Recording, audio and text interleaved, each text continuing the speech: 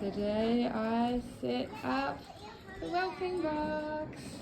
It's in the middle of our kitchen lounge, so the puppies get lots of socialisation, and they're in the warmest room in our sunny corner under the heat pump, which is very nice. Not quite perfectly set up yet because we're still a wee way off, but getting there. She got it. Lily, look how his toys nice and sunny cat lady. Their mouth. I think you can fit that many toys in your mouth. Mama, because I think nice toys, all of those ones. I think she wants it, Emily. Or does she not?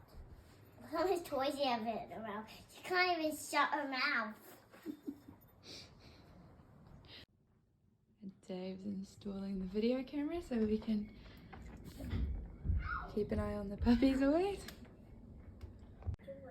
The little girls have made the whelping box their nook, and we have the camera set up, so it's live feeding onto the TV here, so we can have a real good view straight down to the whelping box, and it also plays on our phones, so no matter where we are we can always see the puppies.